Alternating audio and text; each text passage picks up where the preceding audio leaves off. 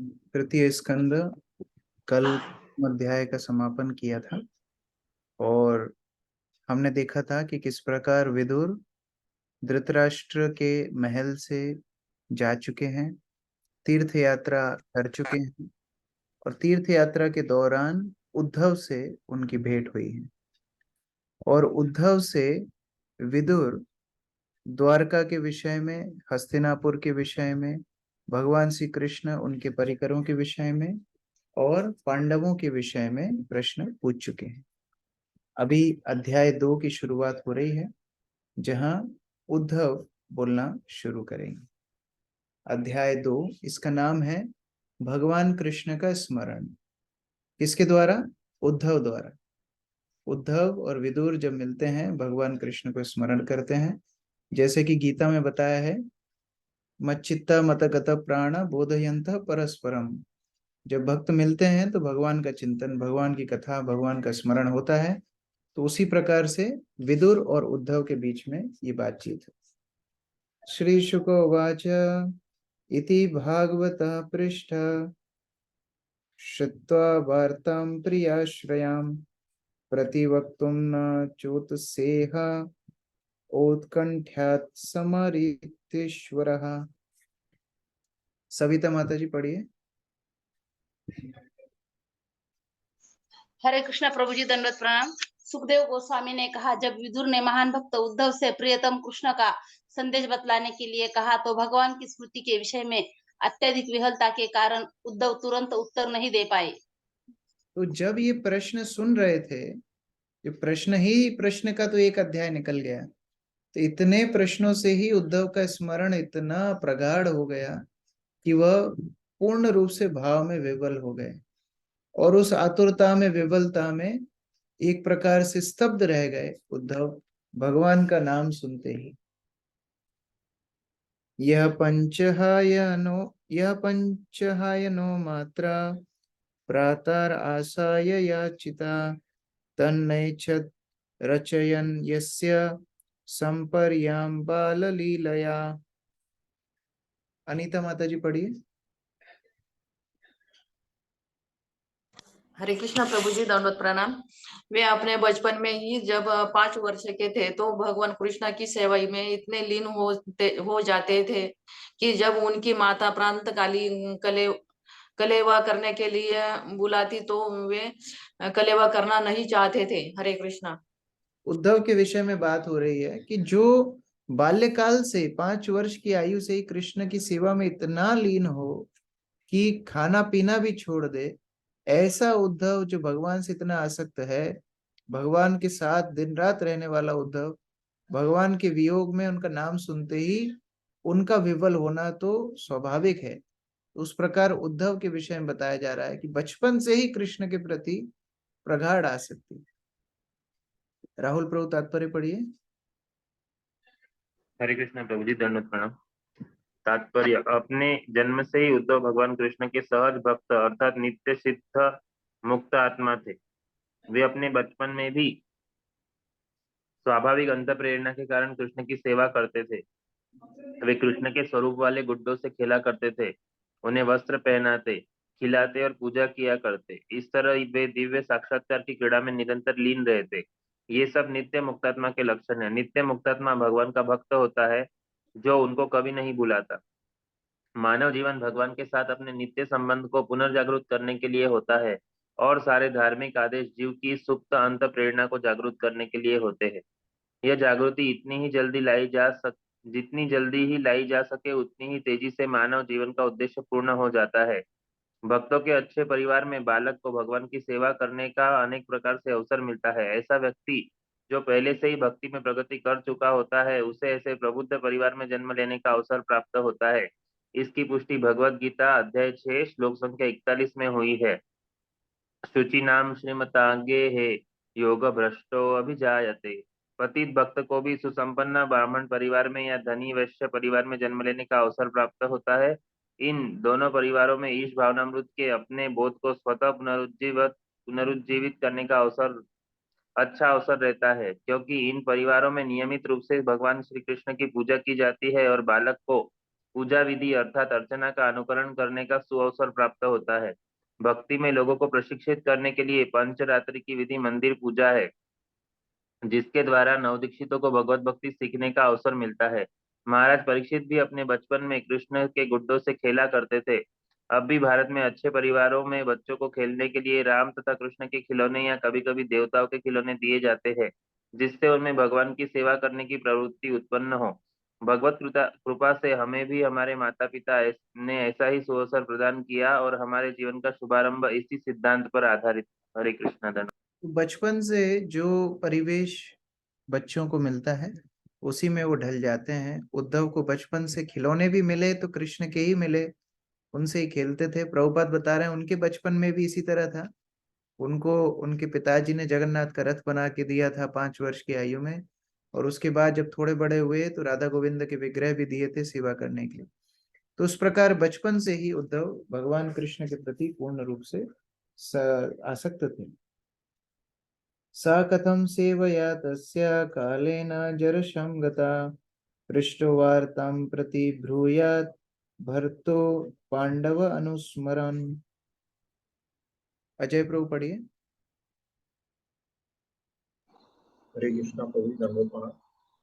इस तरह उद्धव जी अपने बचपन से ही लगातार भगवान श्री कृष्ण की सेवा करते रहे और उनकी वृद्धावस्था में सेवा की वो प्रवृत्ति कभी शिथिल नहीं हुई। जैसे ही उनसे श्री भगवान के संदेश के विषय में पूछा गया, उन्हें तुरंत उनके विषय में सब कुछ स्मरण हो गया। हरे कृष्ण।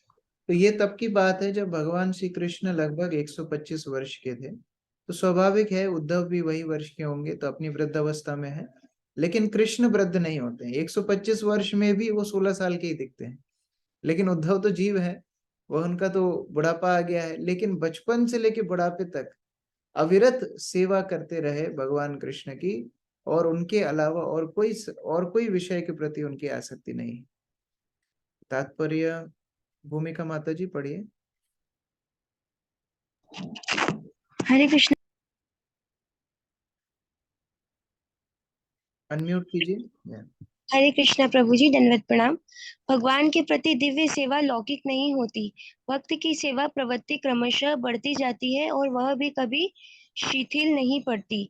सामान्यतया वृद्धावस्था में व्यक्ति को संसारी सेवा में निवृत्ति लेने की अनुमति दे दी जाती है, किंतु भगवान की दिव्य सेवा से कोई निवृत्त नहीं होता। विपरीत इसकी आयु बढ़ने के साथ साथ भक्ति की प्रवृत्ति अधिकाधिक बढ़ती जाती है। चूंकि दिव्य सेवा में तृप्त नहीं होती, अतः इससे कोई निवृत्ति नहीं होती है।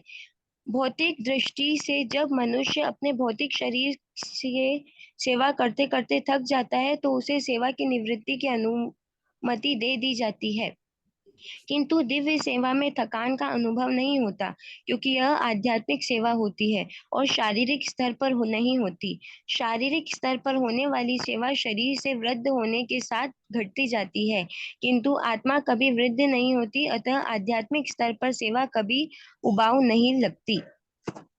निसंदेह उद्धव वृद्ध हो चुके थे, किंतु इसका अर्थ यह नहीं है कि उनकी आत्मा वृद्ध हो गई थी। दिव्य स्तर पर उनकी सेवा प्रवृत्ति परिपक्व हो चुकी थी। अतएव जब विदुर ने कृष्ण के विषय में प्रश्न किया तो उन्होंने तुरंत भगवान को सारे संदर्भों सहित स्मरण किया और वे शारीरिक स्तर पर स्वयं को भूल गए। यह शुद्ध भगवत भक्ति का लक्षण है। जैसा कि बाद में भगवान कपिल द्वारा अपनी माता देवहूति को दिए गए लक्षणम भक्ति योगस्य उपदेशों के प्रसंग में बतलाया जाएगा। हरे कृष्णा प्रभु जी। क्योंकि संसार की सेवा भौतिक सेवा है और भौतिक वस्तु का अंत होता है, सेवा का भी निवृत्ति हो जाती है। लेकिन भगवान की सेवा सनातन सेवा है। सनातन धर्म मतलब भगवान की सनातन सेवा। तो जो भक्त भगवान की सेवा में संलग्न होता है उसकी कभी निवृत्ति नहीं होती। वो बूढ़ा होगा, उसकी सेवा और बढ़ती जाएगी बढ़ती जाएगी। प्रभुपाद 70 साल की उम्र में गए, पूरा जीवन जो नहीं किए 70 साल के बाद फिर और ज्यादा कर दिए। तो उसके हिसाब से हम देखते हैं उद्धव का यहाँ पर उदाहरण दिया जा रहा है कि वृद्ध हो चुके थे लेकिन सेवा नहीं छोड़ी। भगवान के प्रति आसक्ति के कारण उनकी सेवा बढ़ती ही गई। समुहूर्तम अभूत तूष्णीम कृष्णांग्री सुदया भृशम तीव्रेण भक्ति योगेन निमग्न साधु निवृता। रेखा माता जी पढ़िए। हरे कृष्णा। वे क्षण भर के लिए एकदम मौन हो गए और उनका शरीर हिला डुला तक नहीं। वे भक्ति भाव में भगवान के चरण कमलों के स्मरण रूपी अमृत में पूरी तरह निमग्न हो गए और उसी भाव में वे गहरे उतरते दिखने लगे। हरे कृष्ण। तो ये मुहूर्त शब्द का अर्थ कई जगह अलग अलग आता है। प्रभुपाद ने यहाँ बोला एक क्षण भर के लिए। कई बार मुहूर्त मतलब एक मुहूर्त जो होता है 48 मिनट का वो भी है, लेकिन यहाँ प्रभुपाद बोल रहे हैं क्षण भर के लिए। जैसे शब्द प्रश्न सुने एकदम से स्तब्ध हो गए, शांत बैठे रहे, मौन बैठे रहे, हिलडुल भी नहीं रहे हैं, जैसे मानो शरीर से प्राण चले ही गए, लेकिन वो भाव में इतने डूब गए, भगवान के चरण कमलों के स्मरण में डूब गए और इसीलिए एकदम स्तब्ध हो गए। तात्पर्य स्मित राधिका माता जी पढ़िए। हरे कृष्णा प्रभु जी, दंडवत प्रणाम। तात्पर्य श्रील प्रभुपाद के द्वारा विदुर द्वारा कृष्ण के विषय में पूछे जाने पर ऐसा प्रतीत हुआ मानो उद्धव नींद से जगे हो। वे यह खेद करते प्रतीत हुए कि उन्होंने भगवान के चरण कमलों को भुला दिया है। इस पर उन्होंने पुनः भगवान के चरण कमलों का स्मरण किया और उनके प्रति अपने दिव्य प्रेमा भक्ति का स्मरण किया। ऐसा करने से उन्हें वैसा ही आनंद मिला जैसा कि वे भगवान की उपस्थिति में अनुभव करते थे। चूंकि भगवान परम पूर्ण है, अतएव उनकी स्मृति तथा उनकी सदैव उपस्थिति में कोई अंतर नहीं है। इस तरह उद्धव एक क्षण के लिए पूर्णतः मौन रहे, किंतु वे उस आनंद में अधिकाधिक गहरे जाते प्रतीत हुए। भावावेश का प्रदर्शन महाभागवतों द्वारा किया जाता है। शरीर में 8 प्रकार के दिव्य परिवर्तन होते हैं। ये है अश्रु, कंपन, प्रस्वेदन, बेचैनी, रोमांच, गले का रुदना इत्यादि। और विदुर के समक्ष उद्धव में इन सबका प्राकट्य हुआ। तो भगवान के स्मरण में और भगवान के सानिध्य में कोई अंतर नहीं है। उद्धव यद्यपि बाह्य रूप से भगवान के सानिध्य में नहीं था, लेकिन भगवान को स्मरण कर रहा था और वो स्मरण करने के माध्यम से मानो उद्धव भगवान की संगति में ही पहुंच गए और इतना भावुक हो गए। ये जो 8 लिखे हैं ये अष्ट सात्विक विकार बोले जाते हैं, जिसमें अश्रु आना, कंपन आना, बेचैनी होना, स्तब्ध हो जाना, रोमांचित होना इत्यादि, यह सब अष्ट सात्विक विकार उद्धव के अंदर दिखने लगे। पुलकोद भिन्न सर्वांगो मुंचान मिलदृशा सुचा पूर्णार्थो लक्षितस्तेन स्नेह प्रसार संप्लुता। पायल माता जी पढ़िए। हरे कृष्णा प्रभु जी। विदुर ने देखा कि उद्धव में संपूर्ण भावों के कारण समस्त दिव्य शरीर परिवर्तन उत्पन्न हो आए हैं और वे अपनी आंखों से विछोह के आंसुओं से पोंछ डालने का प्रयास कर रहे हैं। इस तरह विदुर यह जान गए कि उद्धव ने भगवान के प्रति गहन प्रेम को पूर्ण रूपेण आत्मसात कर। तो पूरा शरीर उनका पुलकित हो गया, इस प्रकार रोमांचित हो गया, अश्रु बहने लगे और वो प्रयास कर रहे हैं अपने अश्रुओं को छुपाने का।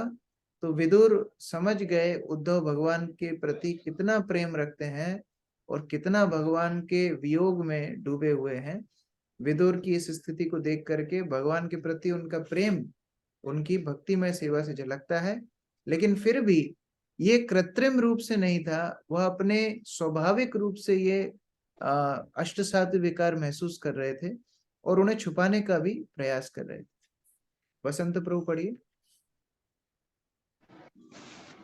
हरे कृष्णा प्रभु जी, दंडवत प्रणाम।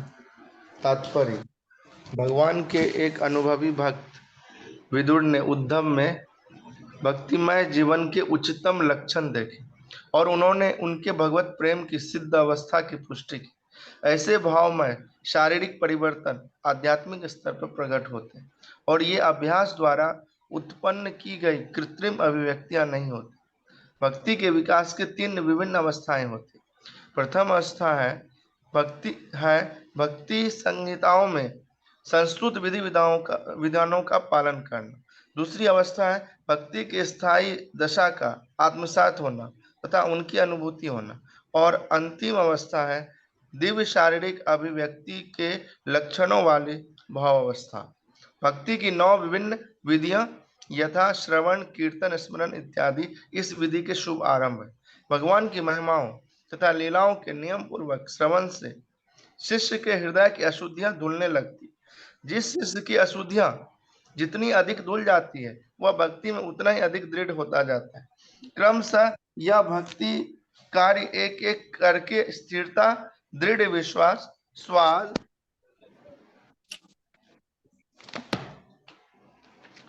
अनुभूति तथा आत्मसात का रूप धारण कर लेते हैं।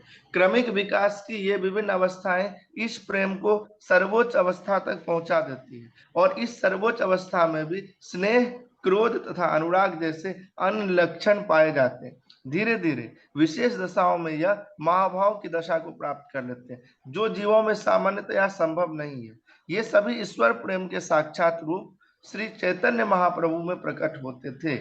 श्री चैतन्य महाप्रभु के मुख्य शिष्य श्री रूप गोस्वामी कृत भक्ति रसामृत सिंधु में इन दिव्य लक्षणों का क्रमबद्ध वर्णन हुआ है, जो उद्धव जैसे शुद्ध भक्तों द्वारा प्रदर्शित किए जाते हैं। हमने भी भक्ति रसामृत सिंधु का सार रूप में द नेक्टर ऑफ डिवोशन शीर्षक से एक अध्ययन प्रस्तुत किया है। इस पुस्तक को भक्ति विज्ञान पर अधिक जानकारी हेतु देखा जा सकता है। हरे कृष्ण। तो ये जो 3 प्रकार की भक्ति प्रभुपाद बता रहे हैं, साधन भक्ति, रागानुगा भक्ति, प्रेम भक्ति। साधन भक्ति मतलब जहां हम गुरु के आदेशों का पालन करते हैं और यद्यपि हमारी इच्छा नहीं होती है तो भी हम पालन करते हैं। राग भक्ति में स्वतः वह पालन करने की स्थिति स्वतः आती है। और फिर तीसरा परिपक्व अवस्था प्रेम भक्ति, प्रेम के द्वारा भगवान की सेवा, अर्चना, आराधना, स्मरण इत्यादि होता है। उस प्रेम भक्ति में ये अष्ट सात्विक विकार दिखते हैं, इन्हें भाव बोला जाता है। सामान्यतः एक भक्त में एक समय पर एक ही भाव दिखता है, लेकिन अगर 2 भाव प्रकट हो जाए तो वह बहुत बड़ी स्थिति होती है, सामान्यतः देखने के लिए नहीं मिलती है। लेकिन 3, 4, 5, 6, 7, 8 भाव एक साथ एक व्यक्ति में दिखे तो समझना चाहिए वो कोई साधारण व्यक्ति नहीं, वो स्वयं श्रीमती राधा रानी है और किसी के अंदर वो सामर्थ्य ही नहीं। महाभाव स्वरूपिणी श्री राधा ठाकुरानी, श्रीमती राधा रानी के अंदर वो सब महाभाव दिखते हैं जो श्री चैतन्य महाप्रभु स्वयं राधा रानी का भाव लेकर के आए। तो उनकी लीलाओं में भी चैतन्य महाप्रभु के अंदर ये महाभाव दिखते थे और किसी के अंदर ये महाभाव नहीं दिखते हैं। यहाँ जो है अष्ट सात्विक विकार है, लेकिन अष्ट सात्विक विकार जब प्रगाढ़ होते हैं तो आगे जाके महाभाव बनते हैं। चैतन्य चरितामृत में इनको बहुत विस्तार से बताया है और यहाँ प्रभुपाद बोल रहे हैं भक्ति रसामृत सिंधु में भी इनको बताया गया है। तो उन ग्रंथों का जब पाठ करेंगे तो इस विषय को और गहराई से समझ सकते हैं। सनकैर भगवल लोकान नृलोकम पुनरागता विमृज्य नेत्र विदुरन प्रीत्या होद्भव उत्स्मयम। युगल प्रिय माता जी पढ़िए। हरे कृष्ण प्रभु जी, दंडवत प्रणाम। महाभागवत उद्धव तुरंत ही भगवान के धाम से मानव स्तर पर उतर आए और अपनी आंखें पोंछते हुए उन्होंने अपनी पुरानी स्मृतियों को जगाया तथा वे विदुर से प्रसन्नचित्त होकर बोले। तो अब उन्होंने अपने बाह्य स्थिति में दोबारा आ गए, जो स्मरण के भाव में डूबे हुए थे उससे बाहर आए और उद्धव के प्रश्नों का उत्तर देना शुरू कर रहे हैं। रुक्मिणी चंद्रिका माता जी पढ़िए। हरे कृष्ण प्रभु जी, दंडवत प्रणाम। तात्पर्य: जब उद्धव ईश प्रेम के दिव्य वाम में मगन थे तो बाह्य जगत के विषय में सब कुछ भूल गए थे। शुद्ध भक्त निरंतर भगवत धाम में रहता है, यहाँ तक कि वर्तमान शरीर में भी जो कि इस जगत से संबंधित है। शुद्ध भक्त पूरी तरह शारीरिक स्तर पर नहीं रहता, क्योंकि वह परमात्मा के दिव्य विचार में निमग्न रहता है। चूंकि अब उद्धव विदुर से बात करना चाह रहे थे, अतः उद्धव भगवत धाम द्वारका से नीचे उतरकर मनुष्यों के भौतिक स्तर पर आ गए। यद्यपि शुद्ध भक्त इस मृत्य जगत में उपस्थित रहता है, किंतु भगवान की दिव्य प्रेमा भक्ति में लगे होने के कारण वह यहाँ पर रहता है, किसी अन्य भौतिक कारण से नहीं। जीव अपने अस्तित्व की स्थिति के अनुसार या तो भौतिक स्तर पर रह सकता है या भगवान के दिव्य धाम में।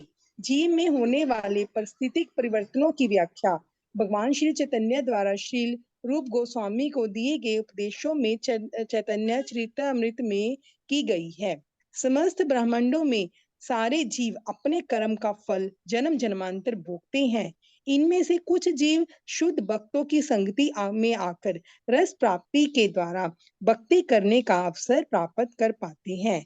यही आस्वाद भक्ति का बीज है। जो इस बीज को प्राप्त करने का परम भाग्यशाली होता है, उसे सलाह दी जाती है कि वह अपने हृदय के अंतस्थल में इस बीज को बो दे। जिस तरह बीज बोने के बाद उसमें फल लगने के लिए पानी देकर सिंचन करना पड़ता है, उसी प्रकार भक्त के हृदय में बोया हुआ भक्ति का बीज भगवान के नाम और लीलाओं के स्वर्ण और कीर्तन रूपी जल से सींच कर बड़ा किया जा सकता है। इस तरह से पोषित भक्ति की लता कर्मश बढ़ती जाती है और भक्त माली के रूप में निरंतर स्वर्ण और कीर्तन रूपी जल से उसे सींचता रहता है। यह भक्ति लता धीरे धीरे इतनी ऊंची बढ़ जाती है कि सारे भौतिक ब्रह्मांड को पार करने पर वह वैकुंठ लोक में पहुंचती है, जहां से आगे बढ़ते हुए वह गोलोक वृंदावन पहुंच जाती है। भक्त रूपी माली मात्र स्वर्ण और कीर्तन द्वारा भगवान की भक्ति करने से भौतिक स्तर पर होते हुए भी भगवत धाम के संपर्क में रहता है। जिस तरह लता किसी अन्य बलवान वृक्ष की शरण लेती है, उसी तरह भक्ति रूपी लता भक्त द्वारा पोषित होकर भगवान के चरण कमलों की शरण ग्रहण करती है और इस तरह स्थिर हो जाती है। जब लता स्थिर हो जाती है तो उसमें फल लग जाता है और तब जिस माली ने इसका पोषण किया था, वह प्रेम रूपी फल का आस्वाद कर सकता है। उसका जीवन सफल हो जाता है। उद्धव को यह अवस्था प्राप्त हो गई थी। यह उनके व्यवहार से स्पष्ट है। वे परम धाम पहुंच सकते थे, उसी के साथ साथ इस जगत में भी प्रकट हो सकते थे। हरे कृष्ण। यहाँ पर बताया जा रहा है रूप गोस्वामी को, जो चैतन्य महाप्रभु ने शिक्षा दी कि कैसे अनंत जीव हैं, अनंत जीवों में से कितने कम मनुष्य हैं, मनुष्यों में कितने कर्म में लगे हुए हैं, फिर कुछ कर्म कांड, कर्म योग, ध्यान योग, ज्ञान योग, उपासना योग और अष्टांग योग, ये सब करने के बाद फिर कोई भाग्यशाली ब्रह्मांड भ्रमिते कौन भाग्यशाली जीव गुरु कृष्ण प्रसाद पाए भक्ति लता बीज। तो वही भाग्यवान जीव गुरु कृष्ण की कृपा से भक्ति लता का बीज प्राप्त करता है। फिर वो बीज को सिंचन करते हुए भक्ति लता बढ़ती है और भगवान के चरणों में पहुंचती है। तो बड़ा ही दुर्लभ ये परिस्थिति है, बड़ा ही दुर्लभ ये लक्ष्य है जो उद्धव को मिल चुका था। भगवान के स्मरण में, भगवान की भक्ति में पूर्ण रूप से निमग्न उद्धव भगवान के स्मरण से अपने आप को स्थिर करते हैं और भगवान के विषय में बोलना शुरू करते हैं। तो श्लोक संख्या 7 से उद्धव का स्मरण भगवान श्री कृष्ण का हम लोग कल पढ़ेंगे। हरे कृष्ण। ग्रंथराज श्रीमद् भागवतम की जय। किसी का कोई प्रश्न है तो पूछ सकते हैं।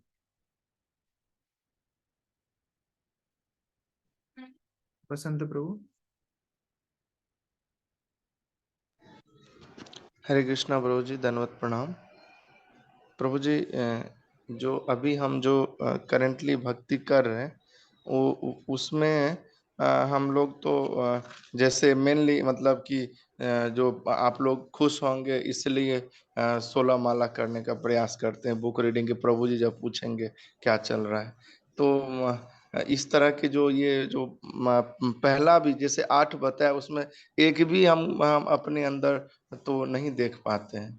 तो क्या मुझे तो ऐसा लगता है कि पता नहीं ये सुन करके भी कि इस जन्म में होगा कि नहीं। क्या प्रभु जी हमारा अप्रोच होना चाहिए? हरे कृष्ण। जैसे जब बच्चे छोटे होते हैं, जैसे गौरांग है, तो अपने आप खाना मांग के खाता है क्या? नहीं। आपको जबरदस्ती खिलाना पड़ता है। जी। उसी तरह से साधन भक्ति का मतलब क्या है? गुरु के प्रतिनिधि हमको भक्ति कराते हैं, पकड़ पकड़ के कराते हैं। फिर जब बच्चा खाना खा के पोषण प्राप्त करता है, थोड़ा बड़ा हो जाता है, फिर खुद से खाना मांग के खाता है। तब फिर उसको नहीं बोलेंगे तो भी वो हल्ला मचा देगा घर में कि आपको खाना देना ही पड़ेगा। उसी तरह से भक्त जब इस प्रकार साधन भक्ति का पालन करता है तो फिर रागानुगा भक्ति के स्तर पे पहुंचता है, जहां वो नियमों का पालन फिर स्वतः अपनी प्रेरणा से करने लगता है। तो वह स्तर सेकंड स्टेप है। उधर भी हो सकता है उतना उसका स्तर नहीं है, लेकिन फिर गुरु की आज्ञा पालन करते करते करते इतना अभ्यास हो गया कि अभी स्वतः ही भक्ति करने की इच्छा होने लगी। उसके बाद फिर प्रेम उदय थर्ड स्टेप है। ये प्रेम भक्ति प्रेम उदय होता है, उस समय पर फिर व्यक्ति के अंदर ये सब भाव आते हैं। तो बहुत दूर है हमारे लिए, हो सकता है वो अभी प्रदर्शित ना हो। यदि हमारे आंसू आते भी हैं तो अभी पता है क्यों आते हैं? हमारे संकटों को याद करके आते हैं। भगवान को याद करके जो प्रेम में अश्रु निकलना, वो बड़ा ही कठिन चीज है, बड़ी दुर्लभ चीज है। तो जो भी हो, वो भगवान के हाथ में है, वो भगवान अपने आप देते हैं। तो उसके लिए केवल हमको प्रार्थना करना चाहिए, भगवान के ऊपर समर्पण करके छोड़ देना चाहिए। उन्हें कब देना है वो देंगे। जी, थैंक यू सो मच। हरे कृष्ण। अजय प्रभु, अजय प्रभु। हरे कृष्णा प्रभु जी, दंडवत प्रणाम। प्रभु जी, 5वां श्लोक जो है उसका तात्पर्य में ये आया है, क्रमिक विकास की ये विभिन्न अवस्था ईश प्रेम को सर्वोच्च अवस्था तक पहुंचा देती है, और इसकी सर्वोच्च अवस्था में भी स्नेह, क्रोध तथा अनुराग जैसे अन्य लक्षण पाए जाते हैं। तो थोड़ा विस्तार बताइए, स्नेह, क्रोध तथा अनुराग जैसे। ये क्रोध भौतिक क्रोध नहीं है, यह क्रोध है आध्यात्मिक क्रोध। इसको मान बोला जाता है, मान। जहां पर जैसे श्रीमती राधा रानी कभी कभी भगवान से क्रोधित हो जाती है, तो वो भाव स्तर का क्रोध है, वो भौतिक क्रोध नहीं है। वो मान लीला जिसको बोलते हैं, वह स्तर है।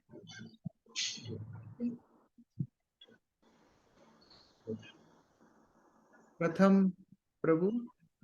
हरे कृष्ण प्रभु जी, दंडवत प्रणाम। मेरा सवाल ये है कि जैसे भागवतम में कहा जाता है कि भगवान विष्णु ने पूरी दुनिया का निर्माण किया, वैसे अलग अलग जो ग्रंथ है उसमें कहा जाता है कि माता जी ने निर्माण किया, किसी में शिव जी, ब्रह्मा जी। तो सत्य क्या है, कैसे पता सभी लगे? सत्य है, सभी सत्य है। जैसे मान लीजिए आप घर बनाते हैं, कोई बोले कि कारीगर ने घर बनाया, सही बात है। फिर कोई बोले आर्किटेक्ट ने घर बनाया, वो भी सही बात है। कोई बोले कि प्रथम प्रभु ने अपना घर बनाया, वो भी सही बात है। क्योंकि कारीगर मजदूर काम कर रहे हैं सुपरवाइजर के अंदर, सुपरवाइजर काम कर रहा है आर्किटेक्ट के अंडर, इंजीनियर के अंदर, इंजीनियर और आर्किटेक्ट काम कर रहे हैं क्योंकि आप उसको पैसा दे रहे हैं, सभी ठीक है। तो उसी प्रकार से जब बोला जाता है माता दुर्गा ने सृष्टि की, वो उस संदर्भ में बोला जाता है क्योंकि माता दुर्गा भगवान की बहिरंगा शक्ति है। तो भगवान तो अपनी शक्ति के माध्यम से ही सृष्टि करते हैं ना, तो इसलिए वो भी सही है। फिर बोलते हैं भगवान शिव ने की, वो भी सही है, क्योंकि भगवान शिव भगवान विष्णु के सुदर्शन है, दृष्टिपात है। तो वह दृष्टिपात से भगवान कार्य करते हैं, तो वो भी सही बात है। फिर बोलते हैं ब्रह्मा जी ने की, वो भी सही है। क्यों?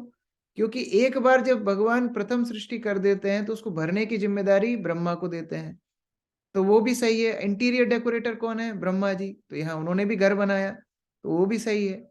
लेकिन इन सबको उपादान कौन दे रहा है, सबको पेमेंट कौन दे रहा है, शक्ति कौन दे रहा है? वह भगवान है।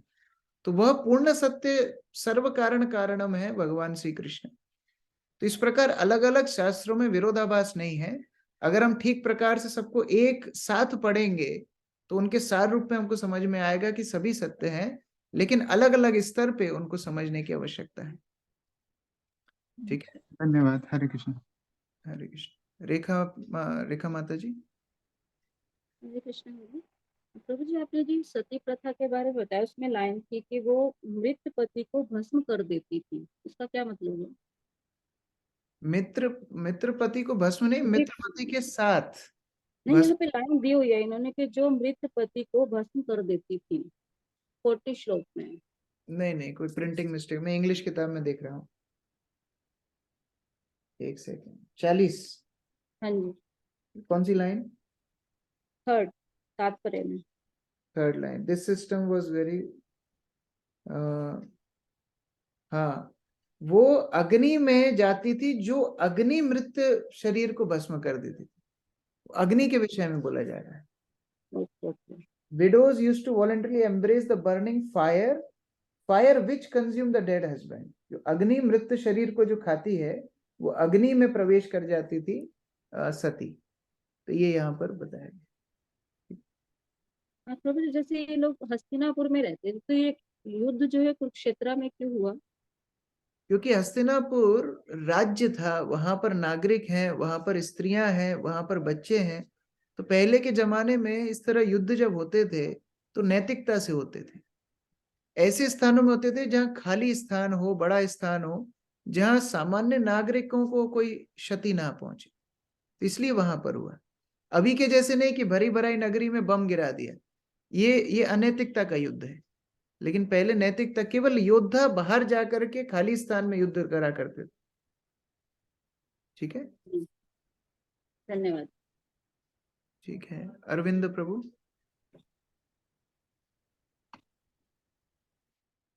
हरे कृष्णा प्रभु जी, दंडवत प्रणाम। प्रभु जी, जो हमने पिछले स्कंद में पढ़ा आध्यात्मिक, आध्य भौतिक एंड आधिदैविक क्लेश के बारे में, तो जो आध्यात्मिक है वो क्या आध्यात्मिक स्टडी स्पिरिचुअल है, इससे लिंक है या प्रोनाउंसिएशन में डिफरेंस है कुछ, क्या उच्चारण कुछ? आध्यात्मिक, अध्यात्म मतलब होता है स्वयं। अब उसके कई मतलब होते हैं। कई बार आध्यात्म मतलब बोला जाता है आत्मा को, जो कि आध्यात्मिक हो गया। उसके बाद कई बार आध्यात्म बोला जाता है खुद के शरीर और मन को, वो भी स्वयं होता है। क्योंकि भौतिक परिस्थिति में जीवात्मा शरीर और मन को ही स्वयं मानता है। तो जो शरीर और मन से आपत्तियां, संकट आते हैं, कष्ट आते हैं, क्लेश आते हैं, उनको आध्यात्मिक क्लेश बोला जाता है। जैसे मानसिक रोग जितने भी हो गए, शारीरिक रोग जितने भी, स्वयं के शरीर और मन से जो कष्ट मिलता है वह आध्यात्मिक क्लेश होता है। ठीक है, पायल जी प्रभु, धन्यवाद प्रभु। हरे कृष्ण प्रभु जी, दंडवत प्रणाम। प्रभु जी, जैसे हम कहीं जाते हैं या फिर हम किसी बस वगैरह में ट्रैवलिंग करते हैं, तो मतलब कुछ खाने का लिए अगर हमारे पास कुछ नहीं होता तो हम बाहर से खरीद के खाते हैं। तो उस समय तो हम भगवान को भोग नहीं लगा सकते, तो फिर हमें खाना चाहिए कि नहीं? देखिए, सबसे अच्छा होगा अगर साथ में हमेशा भगवान का प्रसाद ले जाया जाए। हमको पता है हम 4 घंटे का सफर करने वाले हैं और हमको 4 घंटे में 5 बार भूख लगती है, तो उस हिसाब से हमको लेके जाना चाहिए साथ में, है ना। कई बार हमको 1-1, 2-2 दिन तक सफर करना पड़ता है, तो उसके हिसाब से कुछ प्रसाद, ड्राई प्रसाद इत्यादि ले जाना चाहिए। लेकिन कभी कभी क्या होता है, जैसे मान लीजिए आप ऐसी परिस्थिति में फंस गए, आपका लाया हुआ प्रसाद खराब हो गया या खो गया, या कोई परिस्थिति के कारण आपके पास प्रसाद नहीं है, तो शास्त्रों में ऐसा भी बताया है कि द्रव्य देने से अन्न शुद्ध हो जाता है।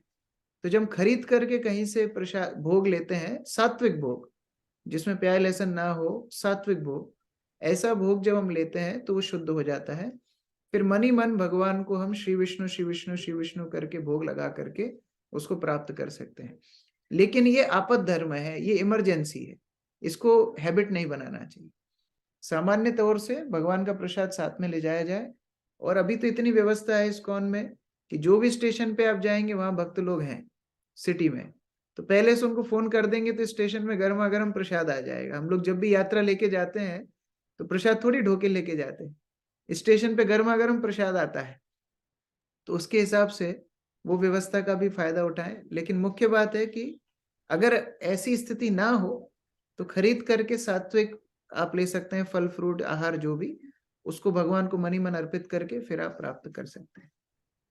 ठीक है प्रभु जी, एक और प्रश्न था कि जैसे जगन्नाथ स्नान यात्रा थी, तो जब हम छोटे जगन्नाथ जी को ला रहे थे ना, तो हमने देखा कि उनके राइट हैंड पे एक छोटा सा पैर बना है। तो प्रभु जी, वो क्यों बना है? वो है भृगु मुनि का पैर। वो हाथ पे नहीं, वो छाती पे है। भगवान जब अवस्थान कर रहे थे लक्ष्मी जी के साथ, तो भृगु मुनि परीक्षा करने गए थे कि कौन सबसे बड़ा, ब्रह्मा विष्णु महेश में सबसे बड़ा कौन है। तो ब्रह्मा जी को अपराध किया, वो भी नाराज हो गए। शिव जी को अपराध किया, वो भी नाराज हो गए। भगवान विष्णु की छाती पर जब उनने लात से प्रहार किया, उस समय पर भगवान विष्णु उठ के बैठ गए और उन्हीं के पैरों को दबाने लगे कि आपके पैर में मेरी छाती से चोट लग गई होगी। लेकिन भगवान के शरीर इतना कोमल है कि वो निशान हमेशा हमेशा के लिए भगवान की छाती पर रह गया। तो इसलिए विष्णु मूर्तियों की पहचान होती है कि उनकी छाती पर एक तो श्रीवत्स होता है जो लक्ष्मी जी का सूचक है, और भृगुमणि का पैर का निशान भी होता है। आप लड्डू गोपाल देखेंगे, कोई भी मूर्ति देखेंगे, उनकी छाती पर वो पैर का निशान आपको दिखेगा। जी प्रभु जी, थैंक यू सो मच। प्रभु जी, अभी आपने जैसे कहा कि उनकी वो चीज कोमल है इसलिए वो निशान पड़ गए, लेकिन उनसे ये पूछा गया था कि क्या आपको पैर में चोट तो नहीं लगी कि मेरी बहुत हार्ड है ये चीज, तो इसको कैसे समझे? यही तो भगवान का कारुण्यता है।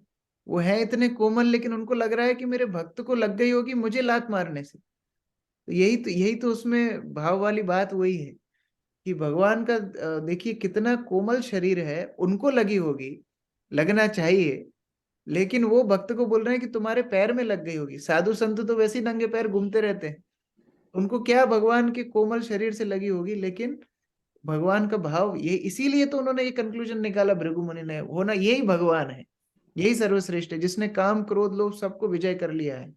उस प्रकार से कई चीजें ना जैसे कंफ्यूज करते हैं, जैसे एक बारी हमने पढ़ा कि सत्यभामा ने उसके लिए फूल के लिए इच्छा की और उन्होंने बहुत कुछ किया वो लाने के लिए, युद्ध भी किया देवताओं से, तो क्या ये भी आसक्ति ही है? एक उनको आसक्ति कोई नहीं है, इच्छा हुई। एक काम से बहुत सारे काम भगवान पूरित कर देते हैं। जैसे मान लीजिए आपका आपका कोई प्रियजन, आपका पुत्र, आपका भाई अगर आपको बोलेगा कि मुझे भूख लगी है, तो आप जोमेटो से ऑर्डर करके मंगा देंगे, उसमें ज्यादा प्रेम है कि खुद बना के खिलाएंगे, उसमें ज्यादा प्रेम है। उसी तरह भगवान को सत्यभामा उनकी रानी है, शुद्ध भक्त है, वो बोल रहे हैं मुझे पारिजात चाहिए, भगवान मैसेज भेज दे इंद्र लाओ पारिजात लेके आओ, उसमें ज्यादा प्रेम है कि स्वयं गए वहां पर पारिजात लेने और स्वयं लेकर के आए अपने भक्त के लिए, उसमें ज्यादा प्रेम है। और दूसरा कार्य इसमें सिद्ध किया कि इंद्र का मान मर्दन भी किया। जो देवताओं को घमंड था कि अरे हम बहुत शक्तिशाली थे, सबको युद्ध करके पराजित करके लेकर के आए। तो एक कार्य से कई कार्य सिद्ध कर देते हैं। ठीक है, तो मतलब हम लोग इच्छाएं करते हैं तो गलत नहीं है ना कि हमें ये चाहिए कुछ या चीज। हाँ, शुद्ध भक्त बनने के बाद सत्यभामा जैसे शुद्ध भक्त बन जाएंगे तो फिर इच्छा भी कर सकते हैं, फिर उसमें कोई गलत बात नहीं है। जी लेकिन प्रभु अभी अभी इच्छा करेंगे तो भौतिक इच्छा ही करेंगे। जी। अजय प्रभु। हरे कृष्णा प्रभु जी, दंडवत प्रणाम। प्रभु जी, अध्याय 1 के 31 श्लोक के तात्पर्य में ये उल्लेख आया, सर्वशक्तिमान की अनेक शक्तियों में उनकी अंतरंगी शक्ति के 3 पहलू, यह संवित, संधिनी तथा आह्लादिनी। थोड़ा सा ये जो भगवान की अंतरंगा शक्ति है, आध्यात्मिक शक्ति है, इसके 3 विभाजन है। एक है संवित। संवित मतलब जो भगवान की ज्ञान शक्ति है, जिसके माध्यम से भगवान सब कुछ का ज्ञान रखते हैं। ऑल कॉग्निजेंस इंग्लिश में बोलते हैं, भगवान सब सर्वज्ञाता जो है संवित शक्ति के माध्यम से। दूसरी है संधिनी। संधिनी शक्ति मतलब जिस शक्ति के आधार पर उनका आध्यात्मिक जगत अवस्थान करता है। जैसे आपको कोई प्लेटफॉर्म चाहिए ना सामान रखने के लिए, जैसे मेज पर हम सामान रखते हैं, तो ये संधिनी शक्ति सब कुछ धारण करती है, आध्यात्मिक जगत को संभाल के रखती है, संधिनी शक्ति। और आह्लादिनी शक्ति मतलब भगवान की लीला शक्ति। आह्लाद मतलब आनंद, जो भगवान को आनंद देने का काम करती है, जो लीलाओं के माध्यम से भक्तों के साथ आदान प्रदान के माध्यम से जो भगवान को आनंद देती है, वो है आह्लादिनी शक्ति। तो ये 3 शक्ति आध्यात्मिक शक्ति के विभाजन है। और आह्लादिनी शक्ति स्वयं श्रीमती राधे रानी है और राधा रानी के विस्तार बाकी शक्तियां हैं। भूमिका माता जी।